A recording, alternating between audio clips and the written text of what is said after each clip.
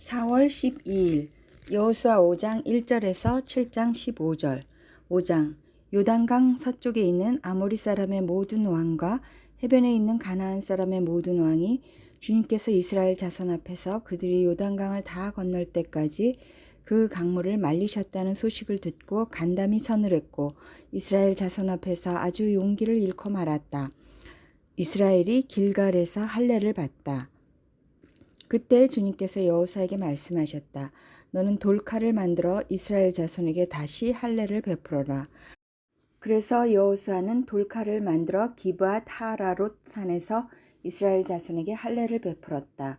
여호수아가 할례를 베푼 데는 이런 이유가 있었다.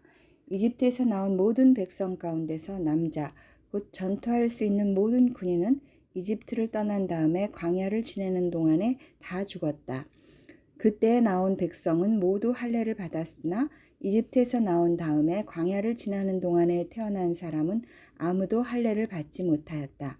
이스라엘 자손 가운데서 이집트를 떠날 때의 징집 연령에 해당하던 남자들은 40년을 광야에서 헤매는 동안에 그 광야에서 다 죽고 말았다.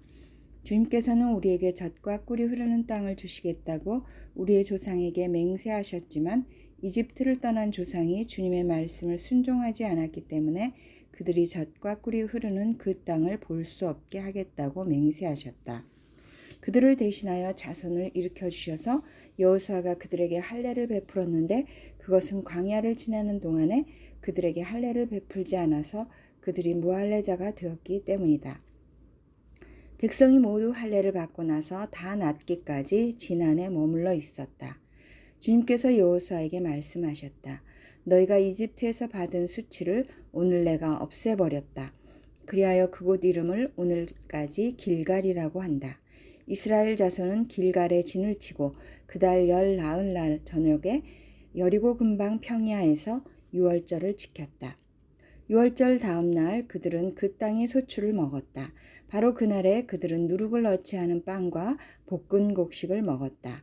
그 땅의 소출을 먹은 다음 날부터 만나가 그쳐서 이스라엘 자손은 더 이상 만나를 얻지 못하였다. 그들은 그 해에 가나안 땅에서 나는 것을 먹었다. 칼을 든 사람.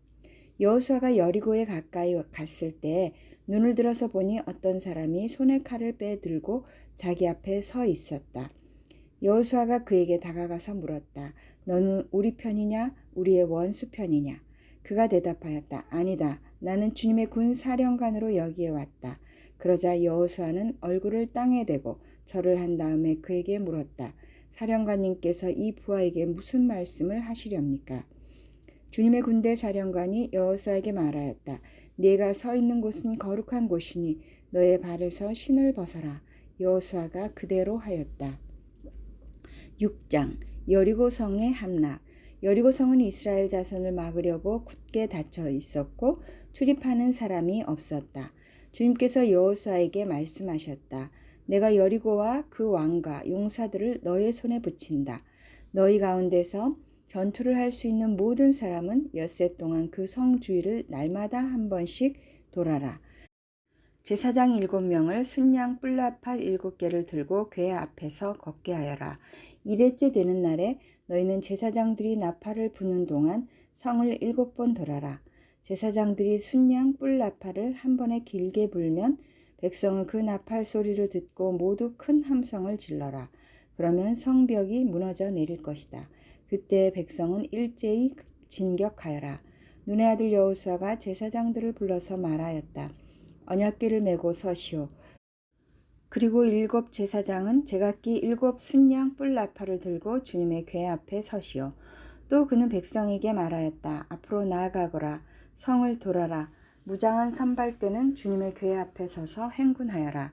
여호수아가 백성에게 명령한 대로 제각기 순양 뿔나팔을 든 7 제사장은 주님 앞에서 행군하며 나팔을 불었고 주님의 언약궤는 그 뒤를 따랐다.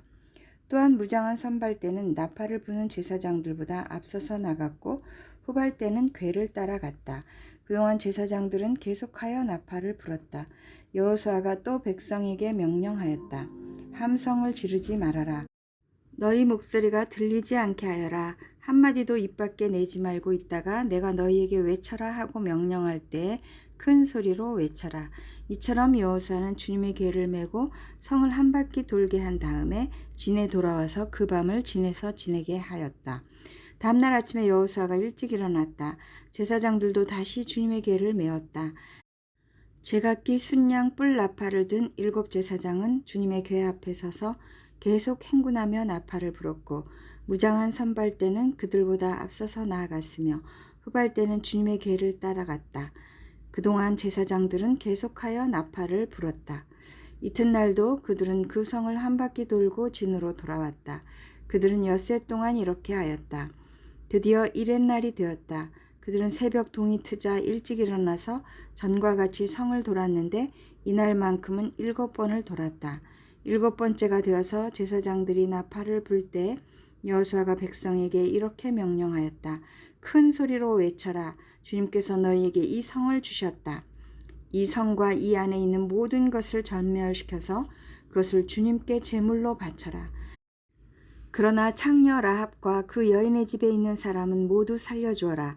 그 여인은 우리가 보낸 정탐꾼들을 숨겨주었다. 너희는 전멸시켜서 바치는 희생제물에 손을 댔다가 스스로 파멸당하는 일이 없도록 주의하여라. 너희가 전멸시켜서 바치는 그 제물을 가지면 이스라엘지는 너희 때문에 전멸할 것이다. 모든 은이나 금, 놋이나 철로 만든 그릇은 다 주님께 바칠 것이므로 거룩하게 구별하여 주님의 금고에 넣도록 하여라. 제사장들이 나팔을 불었다. 그 나팔 소리를 듣고서 백성이 일제히 큰 소리로 외치니 성벽이 무너져 내렸다. 백성이 일제히 성으로 진격하여 그 성을 점령하였다. 성 안에 있는 사람을 남자나 여자나 어른이나 아이를 가리지 않고 모두 전멸시켜서 희생제물로 바치고 소나 양이나 나귀까지도 모조리 칼로 전멸시켜서 희생제물로 바쳤다. 여호수아는 그 땅을 정탐하러 갔던 2 사람에게 말하였다. 그 창녀의 집으로 들어가서 너희가 맹세한 대로 그 여인과 그에게 딸린 모든 사람을 그곳에서 데리고 나오너라. 정탐하러 갔던 젊은이들이 가서 라합과 그의 아버지와 어머니와 오라버니들과 그에게 딸린 모든 사람을 데리고 나왔다.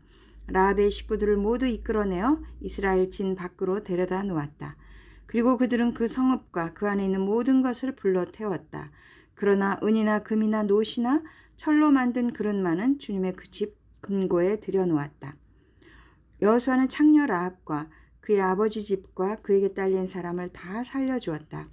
라합이 오늘날까지 이스라엘 백성 가운데 살고 있는데 그것은 여호수아가 여리고를 정탐하도록 보낸 사람들을 그가 숨겨주었기 때문이다. 그때 여호수아가 이렇게 맹세하였다. 이 여리고 성을 일으켜 다시 세우겠다고 하는 자는 주님 앞에서 저주를 받을 것이다. 성벽 기초를 놓는 자는 맏아들을 잃을 것이요 성문을 다는 자는 막내 아들을 잃을 것이다. 주님께서 여호수아와 함께 계셨으므로 그의 명성이 온 땅에 두루 퍼졌다. 7장 아간의 죄. 이스라엘 자손이 전멸시켜서 주님께 바쳐야 할 물건을 잘못 다루었다. 유다 지파에서 세라의 증손이요 삽디의 손자요 갈미의 아들인 아간이 전멸시켜서 주님께 바쳐야 할 물건을 가져갔기 때문에 주님께서 이스라엘 자손들에게 진노하셨다. 여호수아가 여리고에서 베델 동쪽 베다웬 곁에 있는 아이성으로 사람들을 보내면서 그들에게 올라가서 그 땅을 정탐하라고 지시하니 그 사람들이 올라가서 아이성을 정탐하였다.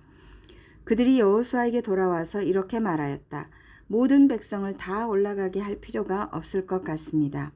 2,000명이나 3,000명만 올라가도 아이성을 칠 수 있습니다. 모든 백성이 그 성을 치느라고 다 수고할 필요가 없을 것 같습니다. 성 안에 있는 사람들의 수가 얼마 되지 않습니다. 백성 가운데서 약 3,000명이 그리로 올라갔다. 그러나 그들은 도리어 아이성 사람에게 패하여 도망쳤다. 아이성 사람은 이스라엘 사람을 36명쯤 죽이고 성문 앞에서부터 스바림까지 추격하여 비탈길에서 그들을 쳤으므로 백성의 간담이 서늘해졌다. 여호수아는 슬퍼하면서 옷을 찢고 주님의 궤 앞에서 얼굴을 땅에 대고 엎드려서 저녁 때까지 있었다. 이스라엘의 장로들도 그를 따라 슬픔에 젖어 머리에 먼지를 뒤집어 썼다. 여호수아가 아뢰었다. 주 하나님, 우리 백성을 요단강 서쪽으로 잘 건너게 하시고는 왜 우리를 아모리 사람의 손에 넘겨 멸망시키려 하십니까? 차라리 우리가 요단강 동쪽에서 그대로 살았더라면 좋을 뻔하였습니다.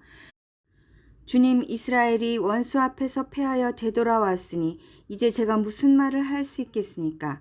가나안 사람과 그 땅에 사는 모든 주민이 이 소식을 듣고 우리를 애워싸고 이 땅에서 우리의 이름을 없애버릴 터인데 주님께서는 주님의 위대한 명성을 어떻게 지키시겠습니까?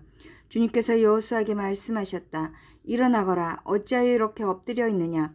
이스라엘이 죄를 지었다. 나와 맺은 언약, 지키라고 명령한 그 언약을 그들이 어겼고 전멸시켜서 나 주에게 바쳐야 할 물건을 도둑질하여 가져갔으며 또한 거짓말을 하면서 그 물건을 자기들의 재산으로 만들었다.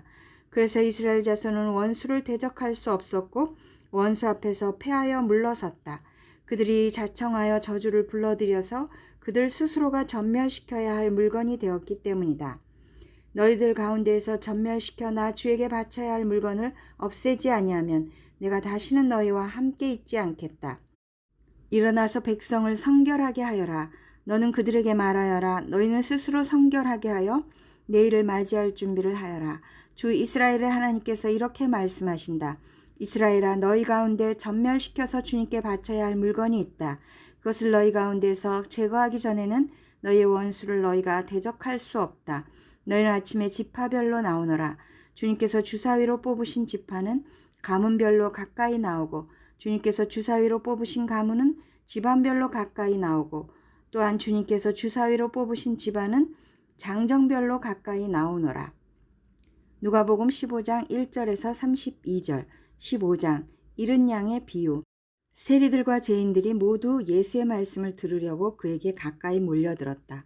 바리새파 사람들과 율법학자들은 투덜거리며 말하였다. 이 사람이 죄인들을 맞아들이고 그들과 함께 음식을 먹는구나.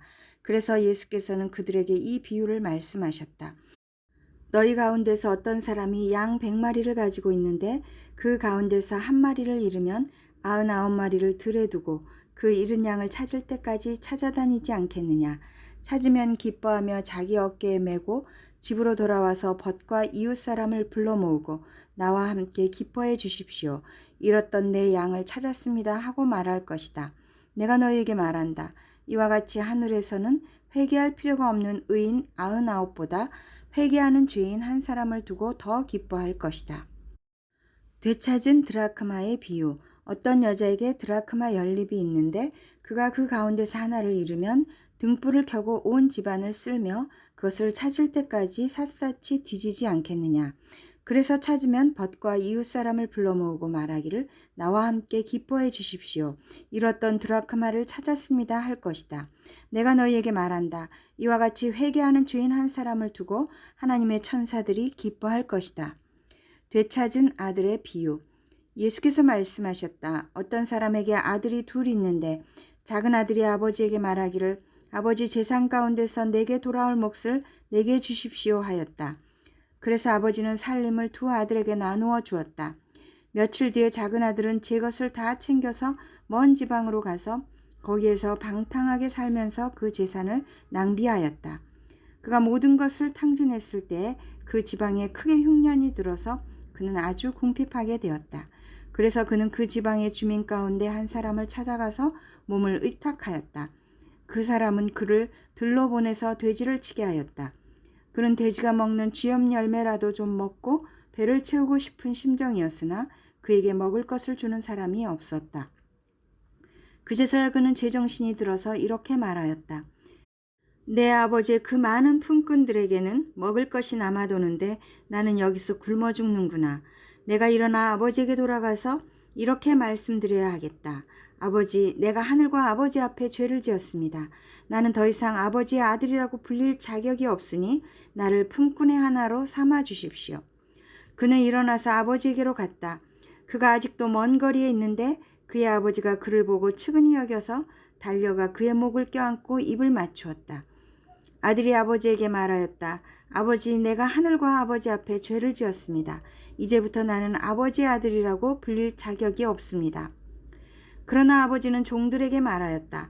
어서 가장 좋은 옷을 꺼내서 그에게 입히고 손에 반지를 끼우고 발에 신을 신겨라. 그리고 살찐 송아지를 끌어내다가 잡아라. 우리가 먹고 즐기자. 나의 이 아들은 죽었다가 살아났고 내가 잃었다가 되찾았다. 그래서 그들은 잔치를 벌였다. 그런데 큰아들이 밭에 있다가 돌아오는데 집에 가까이 이르렀을 때 음악 소리와 춤추면서 노는 소리를 듣고 종 하나를 불러서 무슨 일인지를 물어보았다. 종이 그에게 말하였다. 아우님이 집에 돌아왔습니다. 건강한 몸으로 돌아온 것을 반겨서 주인 어른께서 살찐 송아지를 잡으셨습니다. 큰아들은 화가 나서 집으로 들어가려고 하지 않았다. 아버지가 나와서 그를 달랬다. 그러나 그는 아버지에게 대답하였다. 나는 이렇게 여러 해를 두고 아버지를 섬기고 있고 아버지의 명령을 한 번도 어긴 일이 없는데 나에게는 친구들과 함께 즐기라고 염소 새끼 한 마리도 주신 일이 없습니다. 그런데 창녀들과 어울려서 아버지의 재산을 다 삼켜버린 이 아들이 오니까 그를 위해서는 살찐 송아지를 잡으셨습니다. 아버지가 그에게 말하였다. 얘야, 너는 늘 나와 함께 있으니 내가 가진 모든 것은 다 네 것이다. 그런데 너의 이 아우는 죽었다가 살아났고 내가 잃었다가 되찾았으니 즐기며 기뻐하는 것이 마땅하다. 시편 43편 1절에서 5절. 43편 환난을 당할 때의 기도. 하나님, 나를 변호하여 주십시오. 비정한 무리를 고발하는 내 송사를 변호하여 주십시오. 거짓을 일삼는 저 악한 사람들에게서 나를 구해 주십시오. 나의 요새이신 나의 하나님, 어찌하여 나를 버리셨습니까? 어찌하여 나는 원수에게 짓눌려 슬픔에 잠겨 있어야만 합니까? 주님의 빛과 주님의 진리를 나에게 보내주시어 나의 길잡이가 되게 하시고 주님의 거룩한 산, 주님이 계시는 그 장막으로 나를 데려가게 해 주십시오. 하나님, 그때 나는 하나님의 제단으로 나아가렵니다. 나를 크게 기쁘게 하시는 하나님께로 나아가렵니다. 하나님, 나의 하나님, 내가 기뻐하면서 수금가락에 맞추어 주님께 감사하렵니다. 내 영혼아, 어찌하여 그렇게도 낙심하며 어찌하여 그렇게도 괴로워하느냐. 하나님을 기다려라. 이제 내가 나의 구원자 나의 하나님을 또다시 찬양하련다. 잠언 13장 1절. 13장 지혜 있는 친구를 사귀어라. 지혜로운 아들 딸들은 아버지의 가르침을 듣지만 거만한 사람은 꾸지람을 듣지 않는다.